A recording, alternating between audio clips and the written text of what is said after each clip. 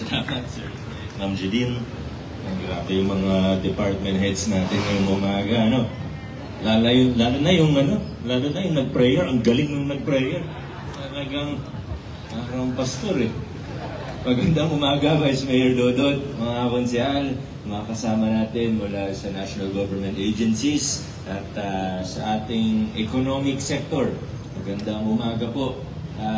Sir Rodel, yung mga napag-usapan natin ng TODA, yung mga bumisita, kasama kayo. Huwag nating kalimutan na. At yung terminal natin, kung 90 yung TODA natin, walang kung ilang daan yung terminal natin. Huwag natin kalimutan na isa-isa nating balikan. Ano bang pwedeng i-improve? Ano ba yung mga kailangan na temporary permit? Balikan lang natin lahat. Sa mga kasama naman po, ngayong schedule natin 7 to 4 p.m. parang so far parang okay naman, although mixed reviews. Ang sabi sa akin ng mga ibang empleyado natin, sa umaga daw mas mahirap ng konti sumakay papunta dito dahil nakakasabay nila yung mga mag-aaral. Tama po ba? Agree po yung iba? Yung iba hindi. Iba talaga. Pero ang isang maganda, yung mga pauwi na mas malayo yung inuwian, mas gusto nila, mas pabor daw sa kanila. Meron po ba dito sa medyo malayo, Magahan, De La Paz? Meron sa inyo mas okay? Mas okay sa kanila. No? So, tingnan natin, obserbahan pa rin natin. Naghahanda na rin talaga tayo sa paglipat natin sa temporary City Hall. Ibang adjustment na naman yun. Marami na naman matutuwa. Siyempre, may mga magreklamo din. May mga iiwan tayong serbisyo dito.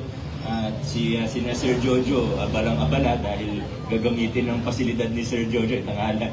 Kasi ganyan na temporary office facilities. Medyo nakaporma na naman siya. Kaya salamat sa mga staff natin.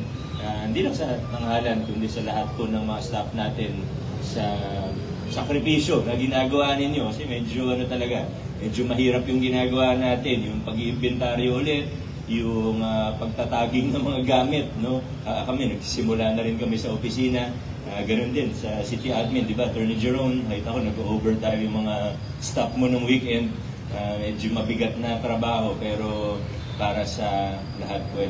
Kita ko si Attorney Emma, si Doc Emma, hindi ko na po babanggitin na birthday po siya at special milestone yung birthday niya. Hindi ko babanggitin.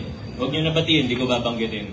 Hindi ko nasasabihin na special na taon talaga pag nag-60. Pero yung kinakita na kasi nung nakaraang linggo, siguro 2 weeks na, ang haba ng pila dito, di ba?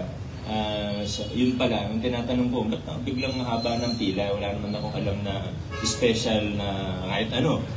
Yun pala, ito yung sa Animal Bites.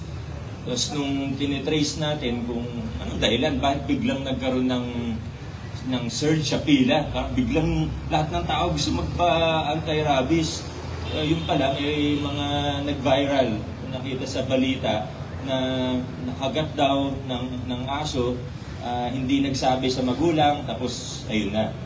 Kaya biglang natakot lahat, may konting sugat lang, kahit hindi kagat ng aso o ng hayop, dinadala na kaagad dito, kaya humaba. Tapos nung nagtanong din po ako sa ibang mayor, ganun din pala sa ibang LGU. Kaya na-alarma kasi ako, ba't biglang ano ba nangyari? Yun pala, yun lang. Hindi rin naman sa Pasig nangyari yun. Pero yun. So, buti na lang may gamot tayo. Buti na lang kumpleto yung mga stocks natin. Yung ibang LGU yata medyo nahirapan kasi nga biglang dagsa. Yun nga lang, parang paubos na rin yung stock natin sa sobrang dami ng nagpabakuna. So, Doc Emma, patulong na lang sa information dissemination na naman sana sabay-sabay pumila din. Ano pa ba mga natin sa kasama natin, mga taga-Kato, market admin, peso, co-op natin, BPLD. Okay naman po tayo sa BPLD. Laging above target naman ng BPLD natin. Maraming salamat po sa inyo. Sa Toro, Citybet, yun lang po. Yun lang po muna. Maraming salamat sa ating lahat. Adjourn na po tayo. Magandang umaga po.